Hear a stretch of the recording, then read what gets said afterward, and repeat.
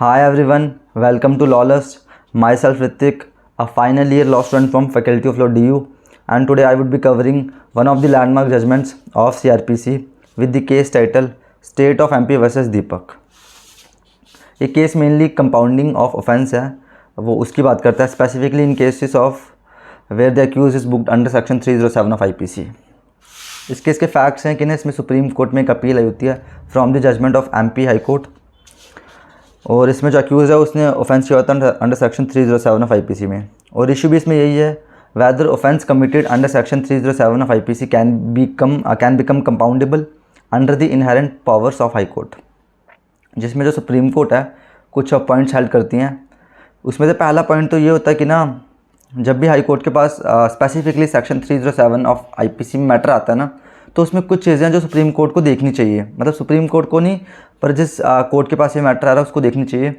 जैसे कि nature of injury sustained, whether the injury is inflicted on the vital और delegate part और not, nature of weapon that has been used, medical report in respect of injuries, और भी जो important चीज़ें हैं जिससे ये पता चल रहा है कि ऑफेंस कितना ग्रेव था, उन चीज़ों पे कंसीडरेशन होनी चाहिए.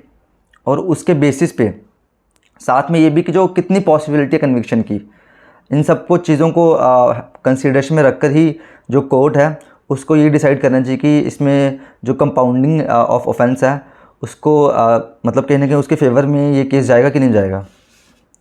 दूसरा पॉइंट जो इसमें केस कहते हैं कि ना जब भी जो सेटलमेंट है वो इमिडिएटली आफ्टर द ऑफेंस हो रही है ना, या कुछ टाइम के बाद हो रही है जब एविडेंस अभी कंसीडरेशन में नहीं आया, तब तो कोर्ट जो है वो थोड़ा लीनियंट हो सकता है इसमें कंपाउंडिंग के साइड जाने में. लेकिन अगर केस उस स्टेज में पहुंच गया जहाँ पे कहीं ना कहीं ये कॉन्क्लूसिव बन रहा है कि जो डिसीजन है वो अगेंस्ट आएगा जो एक्यूज़ है उसके, तो उन केसेस में कोर्ट को है अवॉइड करना चाहिए ये कंपाउंडेबल उसमें मतलब कंपाउंडिंग करने से. और थर्ड और लास्ट पॉइंट इसमें कोर्ट बोलते हैं कि ना जो सेक्शन 307 ऑफ IPC है ना, इसको जब कॉन्स्टिट्यूशन जब IPC बनी थी तब इसे नॉन कंपाउंडेबल रखा था. तो इसके पीछे ना जिन्होंने IPC बनी थी तो इसके पीछे कुछ रीज़न था, कुछ रीजंस की वजह से इसे नॉन कंपाउंडेबल ऑफेंस माना गया.